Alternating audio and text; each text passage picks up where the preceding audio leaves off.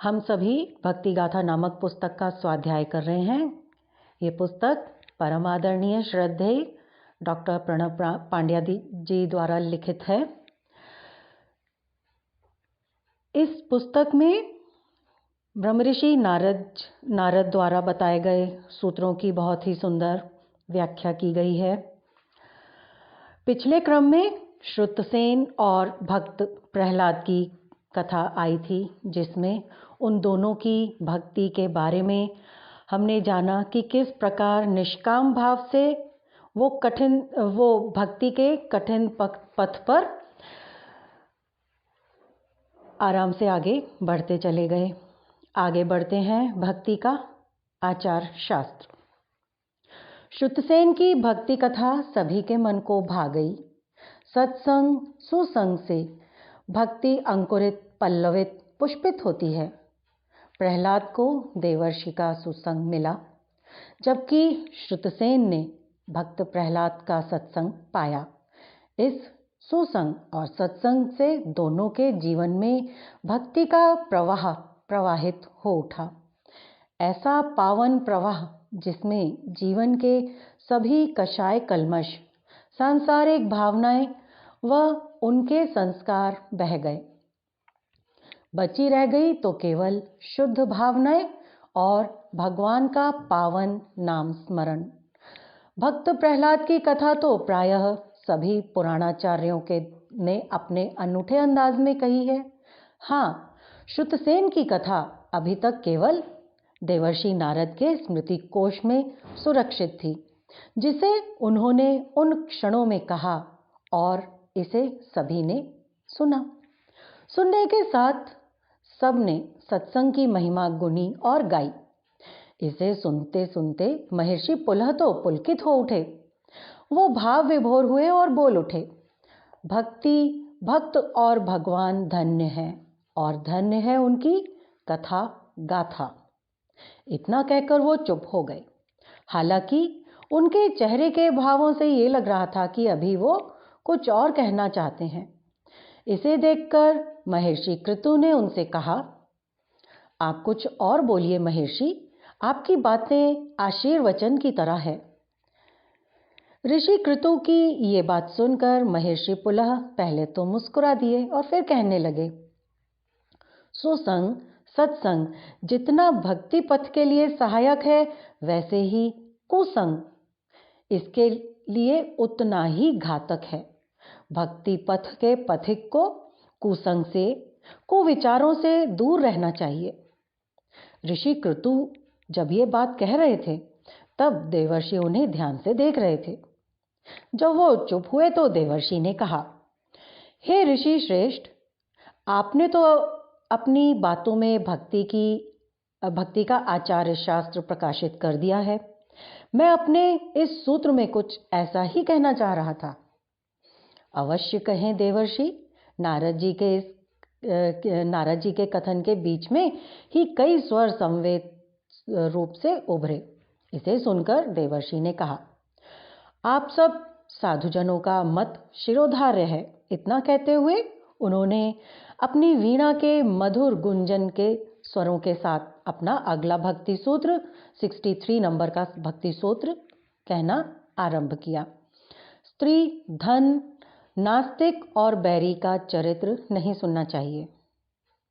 देवर्षि का यह सूत्र सुनने के साथ ही कुछ देर तक मौन पसरा रहा। थोड़ी देर के लिए सब चुप रहे। फिर अंततः देवर्षि ने ही मौन तोड़ते हुए कहा, मेरा निवेदन है कि ऋषि श्रेष्ठ कृतु इस सूत्र पर कुछ कहें। महर्षि कृतु के मन में इस समय कहने लायक बहुत बातें थीं। देवर्षि के आग्रह ने उनके भावों को उद्वेलित कर दिया। उन्होंने साभिप्राय ब्रह्मऋषि वशिष्ठ की ओर देखा। ब्रह्मऋषि वशिष्ठ ने उनके अभिप्राय को समझते हुए कहा, हे ब्रह्मवेत्ताओं में श्रेष्ठ महर्षि, आप सब भांति से समर्थ और अनुभवी हैं। देवर्षि के इस सूत्र की व्याख्या आप अपने अनुभव के प्रकाश में करें। ब्रह्मऋषि वशिष्ठ की ये बात सुनकर ऋषि क्रतु ने कहा, इस संदर्भ में मुझे ब्राह्मण पुत्र सुशांत शर्मा के जीवन की घटनाओं का स्मरण हो रहा है। सुशांत शर्मा का जीवन क्रम संपूर्ण तो नहीं, परंतु थोड़ा बहुत ब्रह्मऋषि वशिष्ठ को भी पता था। उन्होंने भी इसे सुनने में अपनी रुचि दिखाई। ऋषि क्रतु कह रहे थे, सुशांत शर्मा का जन्म संस्कारवान ब्राह्मण कुल में हुआ था। अब ऋषि क्रतु सुशांत शर्मा की जीवन की कथा सुना रहे हैं। वो बता रहे हैं कि सुशांत का जन्म संस्कारवान ब्राह्मण कुल में हुआ था। ये ब्रह्मनिष्ठ क्षत्रिय ब्राह्मणों का पावन कुल था। वेदशास्त्र का पठन पाठन, नित्य यज्ञ, अग्निहोत्र, भगवान नारायण की भक्ति इस परिवार के सभी सदस्यों के जीवन का अनिवार्य और अविभाज्य अंग थे। यहाँ इस परिवार की नारियां, वह भी नित्य त्रैकालिक संध्या वंदन किया करती थीं। परिवार के सभी सदस्य, यहाँ तक कि पालतू पशु, वो भी एकादशी के दिन निराहार रहते थे। सुशांत शर्मा को इस कुल के पावन संस्कार मिले थे। उसका जीवन अपने परिवार के सदस्यों के साथ अव्याहत गति से चल रहा था, लेकिन बीच में दैव का दुर्विपाक आ गया। क्रूर काल ने अपने कठोर कर्म विधान का कुटिल कुचक्र चलाया। क्या हुआ आगे? सुशांत शर्मा के पिता असमय बीमार हुए और चल बसे। सुशांत की माता पिता के वियोग को सहन नहीं कर सकी और उन्होंने भी देह त्याग दिया। अब तक सुशांत किशोर वय हो चुका था।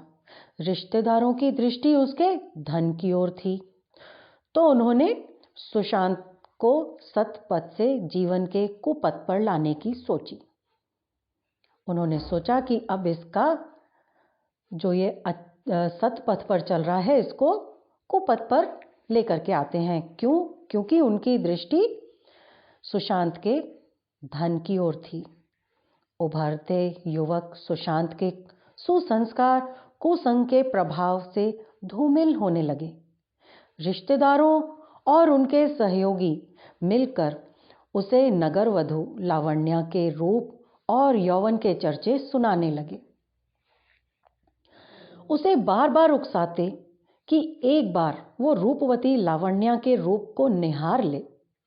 बार बार लावण्या के रूप की चर्चा सुनकर सुशांत का मन भी डगमगा गया। उन लोगों ने उसे ये भी समझाया कि यदि वो द्युत क्रीड़ा सीख लेगा तो अपने धन को थोड़े ही समय में कई गुना बढ़ा लेगा। जो लोग उसे ये सारी बातें बता रहे थे वो सब के सब नास्तिक थे। प्रकारांतर से स्त्री, धन और नास्तिक का चरित्र उसके जीवन में घुलने लगा। जैसे विष शरीर के रक्त प्रवाह में घुल जाता है, वैसे ही स्त्री, धन, नास्तिकता का विष उसके चिंतन और भावनाओं में घुलता चला गया। दिन, पक्ष और मास बीतते गए। धीरे धीरे सुशांत के सुसंस्कारों पर उसके संगी साथियों के कुसंस्कारों का लेप चढ़ने लगा। उसकी अंतर चेतना में प्रकाश घटने लगा और अंधकार की तीव्रता बढ़ती चली गई। घर परिवार और उसके माता पिता के बैरी, वो भी इस कुचक्र में शामिल हो गए। अब तो उसके अंतर्मन में द्वेष, दोष की भरमार हो चुकी थी। हालांकि इसका प्रारंभ स्त्री चरित्र के श्रवण से ही हुआ था। रूपवती नगर वधू लावण्या के रूप की चर्चा ने उसे सम्मोहित कर दिया था। इन कुटिल कुचक्र रचने वालों की प्रेरणा और इनके कुसंग से वशीभूत होकर आखिरकार वह सुशांत एक दिन लावण्या के लिए यहाँ चला गया। बस फिर क्या, कुसंग का विष तीव्र से तीव्रतर होता चला गया। धन की लालसा ने उसे द्युत क्रीड़ा की ओर भी मोड़ दिया था। नास्तिकों के संग में नारायण स्मरण तो पहले से ही विलीन हो चुका था। अब तो पुराने वैरी, जिसे उसने कभी देखा भी न था, उनसे बदला लेने की आग में झुलसने लगी। इस महाकल्मश में भक्त और भगवान की पावनता विलीन होने लगी। उसका चिंतन, चरित्र और व्यवहार, जो पहले आस्तिकता, धार्मिकता और आध्यात्मिकता की त्रिवेणी में नित्य स्नान करता था, अब उसकी स्थिति परिवर्तित हो चुकी थी। अब तो वो वासना, तृष्णा और अहंता ही उसके जीवन में बची थी। यहाँ तक कि स्त्री, धन, बैरी व नास्तिक के चरित्र में अकांड डूब जाने के कारण उसे अब याद भी नहीं रहता था कि बीते दिन में वो नित्य यज्ञ, अग्निहोत्र भी किया करता था। एकादशी व्रत, नारायण नाम स्मरण अब शायद उसकी स्मृतियों में बचा ही नहीं था।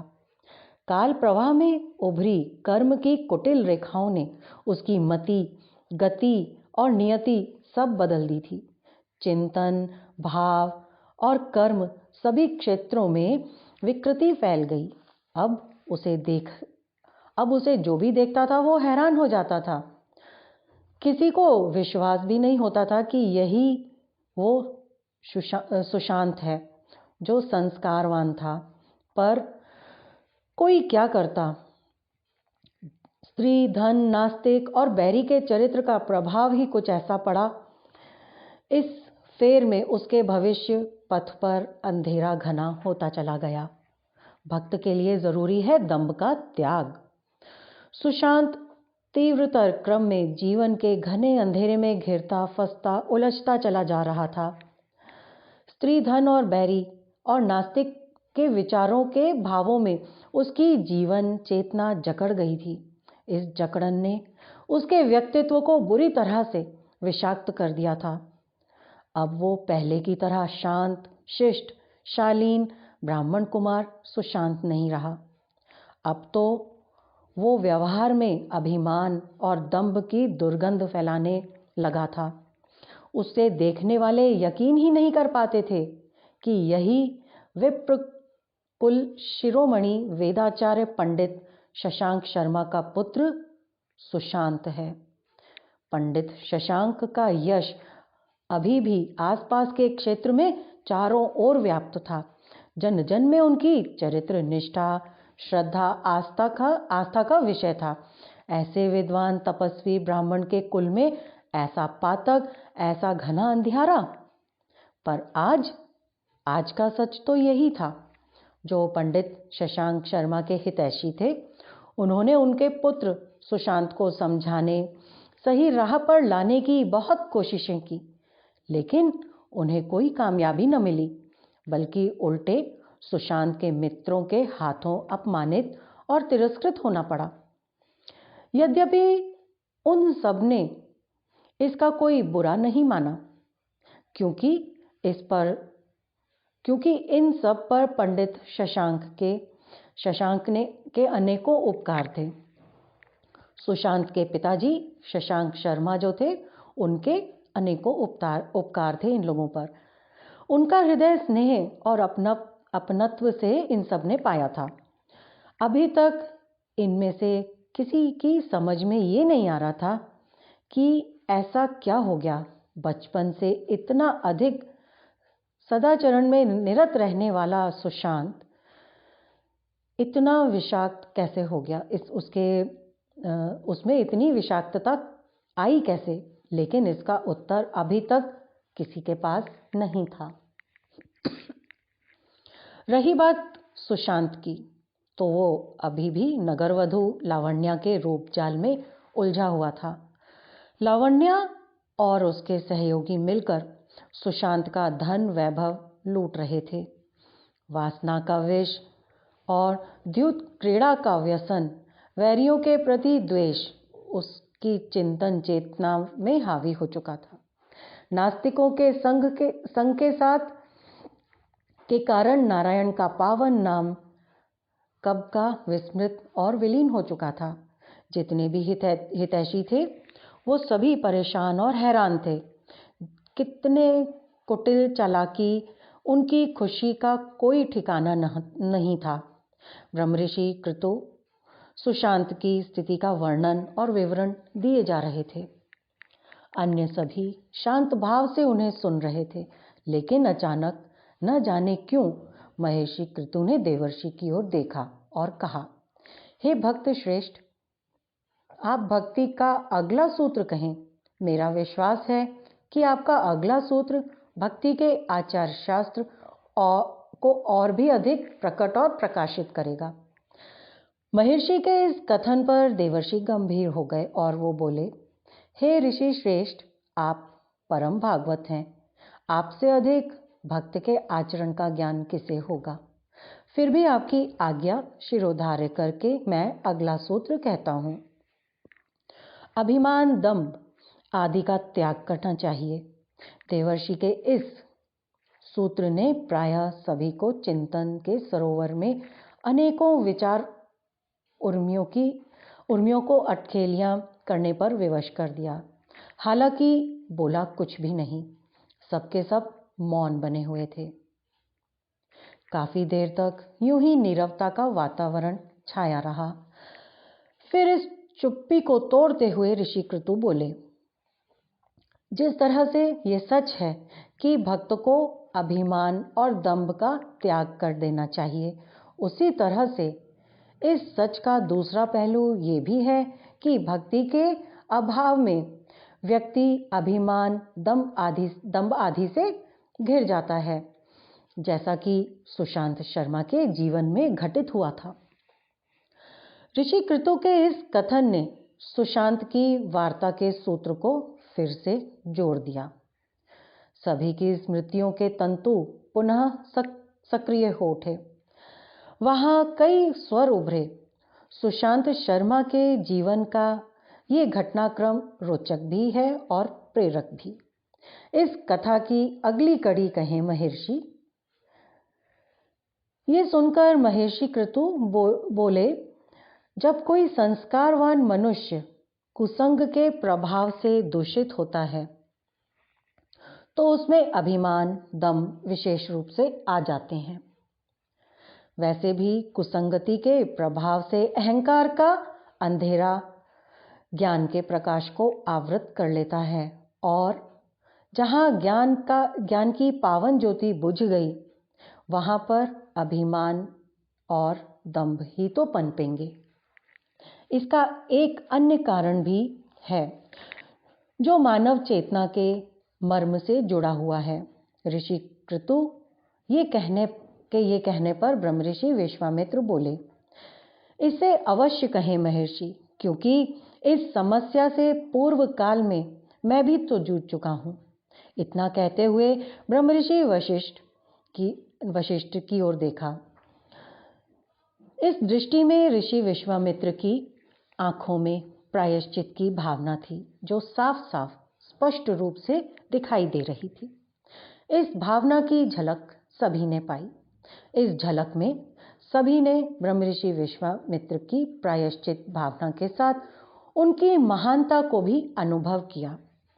महान लोगों की, महामानवों की यही विशेषता है कि वो अपनी छोटी से छोटी भूल को कभी नहीं भूलते और समय समय पर उसका प्रायश्चित करते रहते हैं।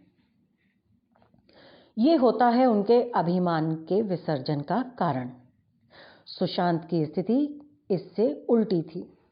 लगातार के कुसंग ने उसके चित्त, चिंतन और चेतना को विषाक्त कर दिया था।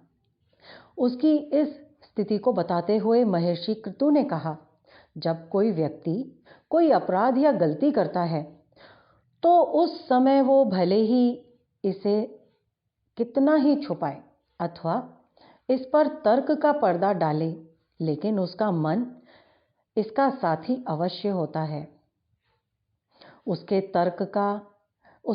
के तर्क या वाद प्रतिवाद अन्य जनों को कितना ही सम्मोहित क्यों न कर लें, परंतु स्वयं उसको सहमत या सम्मोहित नहीं कर पाते। वो अपनी गलती को छुपा नहीं पाता। इसका परिणाम ये होता है कि उसके अपने अंतर मन पर अपराध का बोझ बढ़ता चला जाता है। ये अपराध उसकी चेतना के प्रवाह को अवरुद्ध कर ग्रंथियों को विनिर्मित कर देते हैं। इसे और छिपाने और दबाने के फेर में वो मिथ्या अभिमान और झूठे दंभ का सहारा लेता है। सुशांत ने भी यही किया था। इसका परिणाम ये हुआ कि उसका व्यवहार और अधिक दूषित होता चला गया। बात बात पर अकड़ने, धौंस जमाने की वजह से उसके संगी साथी सभी उससे दूर होने लगे। जो साथी थे जिन्होंने उसे कुमार्ग पर धकेला था, अब वो उसके बैरी बन गए थे। नगरवधू लावण्या की मधुरता भी अब धन के अभाव में बदलने लगी थी। इतने दिनों में उसने सुशांत को लगभग धनहीन बना दिया था। सारा धन उसका लूट लिया था। पूर्वजों की कमाई हुई चल अचल संपत्ति अब सेठ साहूकारों के यहाँ पर गिरवी रखी थी। स्थिति बद से बदतर हो गई थी। अब तो रहने के लिए उसका अपना आलीशान मकान भी न था। ये बहुत कठिन क्षण थे। हालांकि अभी भी उसके पास कुछ धन शेष था, जिसे लेकर वो लावण्या के भवन में वहीं पर रहने के लिए चला गया था। धन देखकर पहले तो लावण्या ने उसका स्वागत किया, परंतु ये स्थिति देर तक न टिकी रही। थोड़े ही दिनों में वो बात बात पर उसको दुत्कारने और फटकारने लगी थी। यहाँ तक कि उसने उसे भोजन देना भी बंद कर दिया था। कुसंस्कार कुसंग केवल धन और चरित्र ही नहीं छीनते, ये व्यक्ति का पुण्य और तप भी छीन लेते हैं। सुशांत लावण्या के निवास पर अपना सब कुछ गंवा बैठा था। स्थिति यहाँ तक आ गई थी कि लावण्या ने उसे अपने भवन से भी बाहर निकाल दिया था। इस स्थिति में सुशांत के हृदय को विदीर्ण कर दिया। अपराधों के बोझ के साथ अभिमान और दंभ के अतिरिक्त भार में उसकी चेतना दबी हुई थी। धर्म का सार सुनो, सुनकर उसे मन में धारण करो। जो बात अपने को पसंद न हो, उसे दूसरों के लिए व्यवहार में मत लाओ। दोषों को भी प्रभु को अर्पित करता है भक्त। भक्त अपने दोषों को भी प्रभु को अर्पित कर देता है। क्लेशों से क्लांत, कलंकित, अनेकों मनोग्रंथियों के मार से दबा हुआ सुशांत न तो कुछ सोच पा रहा था और न ही कुछ समझ पा रहा था। जिंदगी की सारी राहें उसके लिए खो चुकी थीं। सब ओर घना अंधियारा छाया हुआ था। ऐसे घने मानसिक अंधकार से घिरा सुशांत इधर उधर मारा मारा घूमता था। लावण्या ने उसे अपने यहाँ से निकाल दिया था। जिन मित्रों पर उसको गर्व था, वो सभी मित्र कब के उससे दूर जा चुके थे। पिता के द्वारा अर्जित विपुल चल अचल संपत्ति भी धीरे धीरे लावण्या के चरणों में समर्पित हो चुकी थी। अब तो बस दुत्कार, फटकार, अपमान यही मिलता था। पंडित शशांक शर्मा के जो मित्र पहले उसे स्नेह भाव से देखा करते थे, अब वो भी उससे मुंह फेर चुके थे। स्मृतियों के धुंधलेपन में उसे अब ये भी याद नहीं रहा कि वो पंडित शशांक का सुपुत्र है। वह विप्र कुल में जन्मा है और उसने अपना बचपन संध्या वंदन करते हुए वेदमाता गायत्री की आराधना में बिताया है। उसको ये सब याद ही नहीं था। अब जो स्मृतियां कभी उभरती उफनती थीं, वो सभी बड़े ही विद्रूप जीवन की थीं। उसमें लावण्या थी, जिसके संपर्क में उसका सदाचरण विषाक्त हुआ था। वो मित्र थे जिनके संग में वो कुपथ पर चल पड़ा था, लेकिन अब ये सब भी उससे किनारा कर चुके थे। क्यों किनारा कर चुके थे? क्योंकि सारी संपत्ति तो उसकी चली गई थी, उसी के पैसों पर सभी ऐश करते थे। बचा रह गया था तो केवल उसका दुर्भाग्य, जो उसे बार बार मरण के लिए प्रेरित करता था। कलंक और अपमान की असंख्य चोटों ने से आहत उसके मन में मर जाने के अलावा और कोई भी विचार नहीं आता था। अपने विचार प्रवाह में डूबता उतरता एक दिन वो पास के अरण्य में चला गया, पास के जंगल में चला गया। वहां पर एक पहाड़ी थी। न जाने किस प्रेरणा से वो उस पे चढ़ता चला गया। इस पहाड़ी के नीचे एक नदी बहती थी। नदी का नाम लिखा हुआ है मकराक्षी नदी। इस नदी में अनेकों मगरमच्छ रहते थे। उसने सोचा कि इसी नदी में कूदकर जीवन को समाप्त कर दिया जाए। नदी में गिरने के बाद यह अधम शरीर किसी न किसी मगर के मुंह में चला जाएगा और उसका ग्रास बन जाएगा। ये सोचते हुए जैसे ही उसने छलांग लगाने की चेष्टा की, वैसे ही दैव योग से मैं वहां आ गया। मैंने उसका हाथ पकड़कर कहा, पुत्र, जब संसार अपने सभी द्वार बंद कर लेता है, उस समय परमेश्वर उसके लिए अपने हृदय के द्वार खोल देता है। जब वो छलांग लगाने जा रहा था तो मैं वहां आ गया, मतलब कि ऋषि क्रतु वहां पर पहुंच गए और उन्होंने उसको बचा लिया। उन्होंने बोला कि जब संसार अपने सभी द्वार बंद कर लेता है, उस समय परमेश्वर उसके लिए अपने हृदय के द्वार खोल देते हैं। सुशांत को मेरा यह स्नेहपूर्ण व्यवहार बड़ा अटपटा और विचित्र सा लगा, पर जब उसने मेरी आंखों में देखा तो वहां उसे आत्मीय स्नेह नजर आया।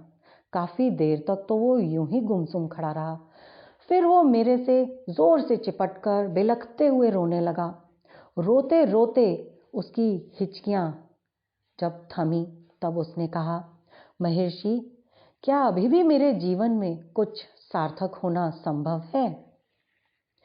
क्यों नहीं पुत्र, तुम जो हो, जैसे हो, वैसे ही तुम परमेश्वर में समर्पित हो जाओ। क्या अपने दोषों को मैं भगवान को अर्पित कर दूं? उत्तर में मैंने कहा, हाँ पुत्र, दोषों को भी, क्योंकि जब दोष भगवान के पावन चरणों में अर्पित होते हैं तब वे रूपांतरित होकर सद्गुण में बदल जाते हैं। जब महर्षि सुशांत का विवरण सुना रहे थे तब देवर्षि नारद उन्हें भावपूर्ण नेत्रों से निहारे जा रहे थे। जब उन्होंने दोषों को प्रभु अर्पित करने की बात कही तो देवर्षि के मुख से अचानक निकल गया, आह, कितना अच्छा सत्य कथन है। देवर्षि की कहने से महर्षि क्रतु का ध्यान उनकी ओर गया और वो बोले, अरे, मैं तो सुशांत की कथा सुनाने के फेर में ये भूल ही गया कि हम सबको आपके अगले सूत्र की प्रतीक्षा है। इस पर देवर्षि ने कहा, महर्षि, आप धन्य हैं, आप वही कर रहे हैं जो मुझे अपने अगले सूत्र में कहना है। उनकी ये बात सुनकर ऋषि श्रेष्ठ क्रतु ने कहा, फिर भी देवर्षि, आपका अगला सूत्र अमूल्य है, पहले आप उसे कहें, उसके बाद मैं सुशांत की कथा को पूरी करूंगा। इस पर देवर्षि मुस्कुराते हुए बोले, मुझे आपकी आज्ञा शिरोधार्य है भगवन। इतना कहकर उन्होंने बड़े ही भावपूर्ण और मधुर स्वरों में अपना अगला सूत्र उच्चारित किया। अगला सूत्र 65 नंबर का सूत्र, सब आचार भगवान के अर्पण कर चुकने पर यदि काम, क्रोध, अभिमान आदि हों तो उन्हें भी भगवान के प्रति ही करना चाहिए, उनको ही अर्पित कर देना चाहिए। देवर्षि ने अपना ये सूत्र कहने के बाद महर्षि क्रतु से कहा, भगवान, आप सुशांत शर्मा के घटना प्रसंग को अवश्य कहें। मेरा विश्वास है कि आपके स्नेह ने सुशांत को अवश्य ही भगवान के भगवान का कृपा पात्र बना दिया होगा। इस पर ऋषि श्रेष्ठ क्रतु ने कहा, ये तो मैं नहीं कहता, उसे भगवान का कृपा पात्र किसने बनाया, मेरे स्नेह ने या फिर उसी के किसी शुभ संस्कार ने।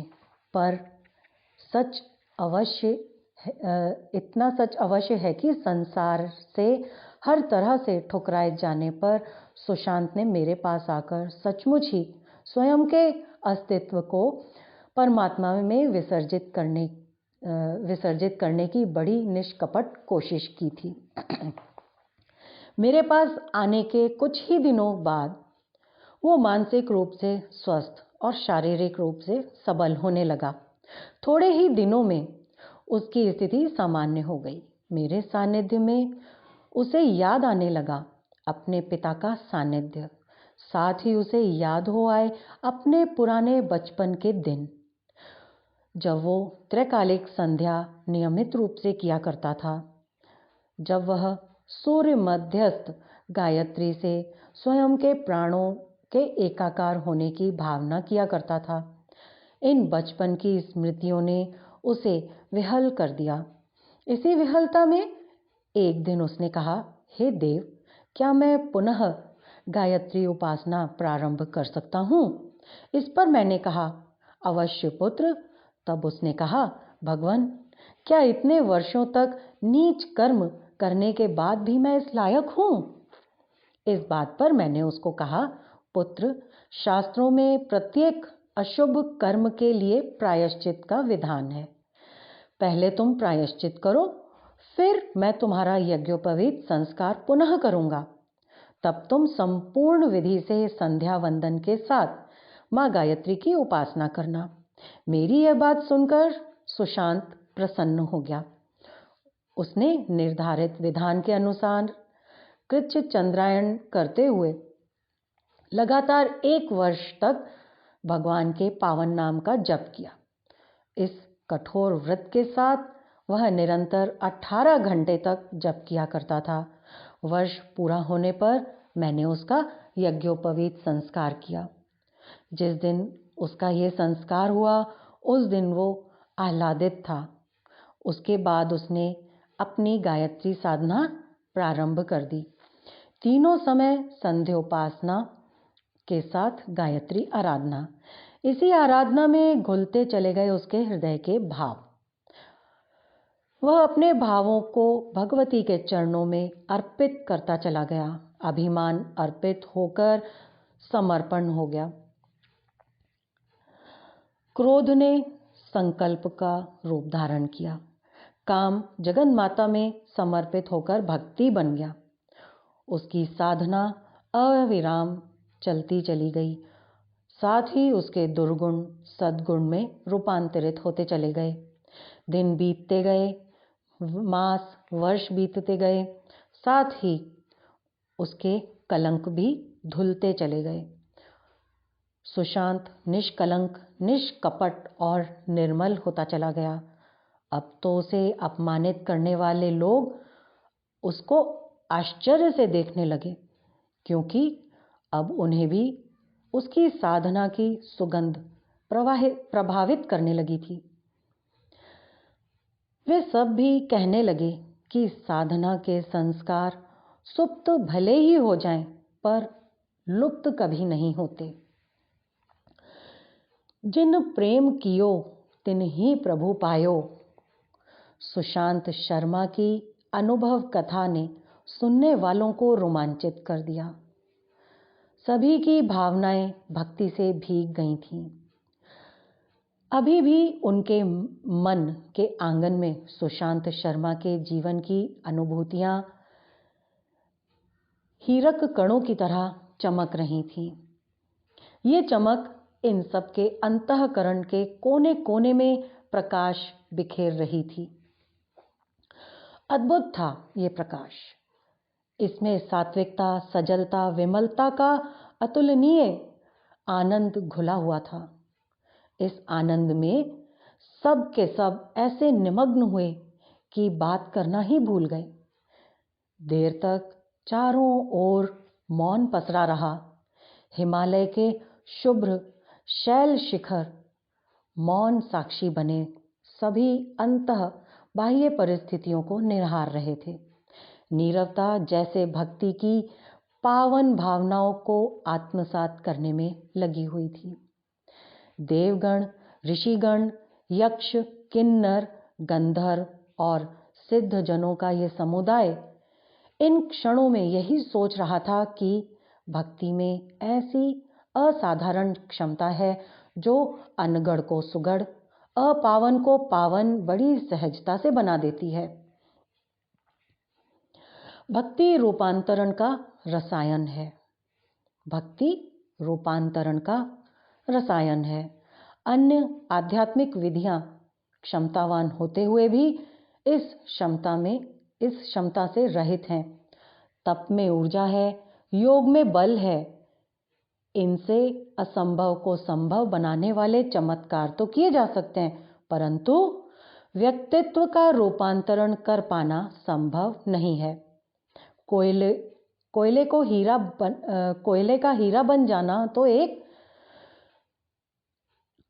हीरा बन जाना तो केवल भक्ति से ही संभव है। जो चमत्कार करना और चमत्कारी बनना चाहते हैं उनके लिए अनेकों मार्ग हैं, परंतु जिन्हें केवल पवित्रता का प्रकाश चाहिए, जिन्हें बस परमात्मा का सानिध्य सुपास चाहिए, उनके लिए तो भक्ति ही साधना, सिद्धि और साध्य है। चिंतन की ये और ऐसी अनेक कड़ियां एक दूसरे से जुड़ी रहीं।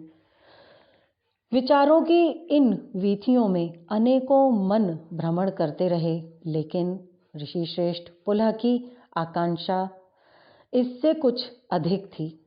वो तो देवर्षि नारद से भक्ति का अगला सूत्र सुनना चाहते थे। एक बार की उन्होंने सभी की ओर देखा, अभी तक सब मौन थे। तभी अचानक उनके नेत्र ब्रह्मर्षि वशिष्ठ की ओर टिके। ब्रह्मर्षि वशिष्ठ ने उनकी भावनाओं को समझा और हल्के से मुस्कुरा दिए।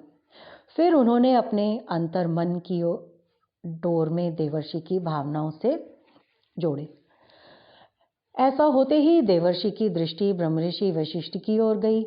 देवर्षि के चेहरे के भावों को उन्होंने देखते ही पढ़ लिया। फिर वो हल्के से हंस दिए। अपनी इस हंसी को मुस्कुराहट में बदलते हुए उन्होंने उपस्थित जनों से कहा, यदि आप सभी अनुमति दें तो मैं भक्ति गाथा का अगला सूत्र प्रस्तुत करूं। देवर्षि के ऐसा कहते ही ब्रह्मर्षि पुलह के गाल पुलकित हो उठे। ब्रह्मर्षि वशिष्ठ और विश्वामित्र जी के मुख पर आह्लाद की चंद्रिका चमक उठी। अन्य जन भी रोमांचित हो उठे और सबने सहमति जताई। इन सबकी सहमति पाकर देवर्षि ने मधुर स्वर में अपने अगले सूत्र को प्रकट किया। अगला सूत्र 66 नंबर का, स्वामी, सेवक और सेवा, ये तीन रूपों को भंग कर नित्य दास भक्ति या नित्य कांता भक्ति से प्रेम ही करना चाहिए। देवर्षि के इस सूत्र ने ऋषि श्रेष्ठ पुलह को भाव विभोर कर दिया। उनके मुख को देखकर ऐसा लगा जैसे कि वो अतीत की किन्हीं स्मृतियों में खो गए हैं। उनकी इस भाव दशा को देखकर देवर्षि नारद ने पूछा कि हे महर्षि, आप क्या सोचने लगे? क्या किसी भक्त की भक्ति ने आपको विभोर कर दिया है? इस पर ब्रह्मर्षि पुलह ने कहा, आपका कथन सत्य है देवर्षि। भक्तिमती मृणालिनी की स्मृतियों ने मुझे भिगो दिया। आपके सूत्र में जिस सत्य की चर्चा है वह सभी गुण उस भक्तिमती कन्या में थे। महर्षि पुलह की ये बात सभी को बहुत भाई। देवर्षि तो इससे विशेष रूप से प्रसन्न हुए। उन्होंने बड़े विनम्र स्वर में कहा, भगवान, आप उस पावन कन्या की भक्ति कथा सुनाकर हम सबको कृतार्थ करें। अगली कथा भक्तिमती मृणालिनी की। देवर्षि के इस कथन का सभी ने अनुमोदन किया। सब के सब महर्षि पुलह की ओर आशा भरी नजरों से देख रहे थे। इससे ऋषि श्रेष्ठ पुलह के मन में भी उत्साह का संचार हुआ। उन्होंने भाव भीगे स्वरों में कहा, बात द्वापर युग की है। तब यमुना का नीर नीलमणि की भांति पारदर्शी था और उसकी प्रत्येक जल तरंग में दैवी यमुना की चेतना घुली हुई थी। यमुना के इस तीर पर बने वृंदावन क्षेत्र में भगवान श्री कृष्ण के अवतरण के साथ ही संपूर्ण गोलोक धाम अवतरित हुआ था। गोकुल, नंदगांव, बरसाना और आसपास के सभी क्षेत्र में इस दिव्य गोलोक धाम की पवित्र और चमत्कारी चेतना का स्पर्श सहज संभव था। यहीं के बरसाने की कन्या थी मृणालिनी। मृणालिनी बरसाने की रहने वाली थी। तप्त कंचन जैसा रंग था उसका। उसकी देह के सारे अंग जैसे सांचे में ढले हुए थे। उसकी देह का सौंदर्य अवर्णनीय था। उसकी इस सुंदर देह से भी कहीं अधिक सुंदर था उसका मन, जिसमें सदा सर्वदा कृष्ण प्रेम की सरिता उफनती रहती थी। श्री कृष्ण उसके सर्वस्व थे। सखी वो राधिका की थी। उसे जिन्होंने भी देखा उन्हें यही अनुभव हुआ जैसे कि श्री राधा उसमें घुली हुई हैं और वो स्वयं श्री राधा में घुल चुकी थी। मृणालिनी राधा जी की सखी थी। श्री कृष्ण प्रेम का अंकुर तो उनमें जन्म से ही था, परंतु पहले वो श्री कृष्ण जी को अपना स्वामी और स्वयं को उनकी सेविका मानकर ही मन नित्य अपने प्रभु की सेवा किया करती थीं। घर के सारे काम करते हुए उसका मन सदा सर्वदा श्री कृष्ण जी में ही अनुरक्त रहता था। ऐसा करते हुए उसकी मनोलीनता कुछ बहुत गहरी हो जाती थी। ऐसे में उसका देह बोध यदा कदा जाता रहता था। उसकी माता इसे उसकी अन्यथा मानकर झिड़की भी देती थी।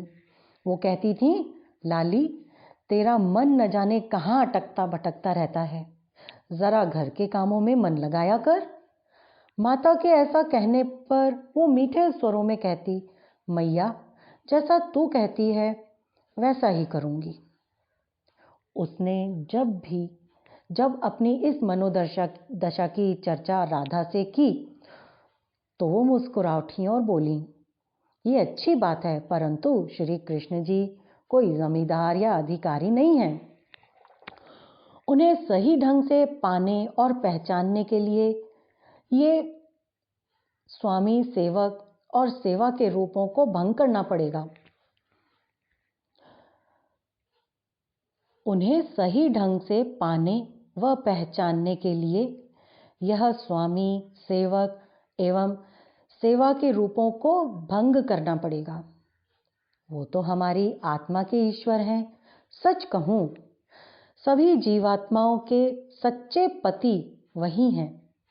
हमें तो विधाता ने नारी रूप प्रदान कर धन्य कर दिया है। अपने इस रूप में हम उनकी प्रिया व कांता होने का सहज अनुभव कर सकती हैं। ऐसा कहकर श्री राधा ने उसे कांता भक्ति और दास्य भक्ति की महिमा बताई। 9 वर्षीय मृणालिनी को अपनी प्रिय सखी का उपदेश बहुत अच्छा लगा। श्री राधा ने उनसे कहा, देख मृणालिनी, कांता भक्ति के अनुभव के लिए आवश्यक है जीव चेतना को देह भाव से मुक्त होना, क्योंकि इसमें दैहिक वासनाओं के लिए कोई स्थान नहीं है। तुम वासना शून्य हो, इसलिए इस भाव को सहज आत्मसात कर सकती हो। जो आत्मा के तल पर जीते हैं वे ही कांता भाव से श्री कृष्ण जी को पा सकते हैं। इस भक्ति के अनुभव विशिष्ट हैं, जिसे मैं तुझे आगे बताऊंगी। आगे जो राधा रानी उसको बताएंगी हम अगले क्रम में पढ़ेंगे। आज हम स्वाध्याय को यहीं पर विराम देते हैं। आइए परम पूज्य गुरुदेव परम वंदनीय माता जी के चरणों में हम श्रद्धापूर्वक साष्टांग नमन करें। ओम नमो स्वनंताय सहस्त्र मूर्तये सहस्त्रपादाक्ष शिरो रुबाहवे सहस्त्रनाम्ने पुरुषाय शाश्वते सहस्त्रकोटि युगधारिणे नमः सहस्त्रकोटि युगधारिणे नमः। आहुतियों का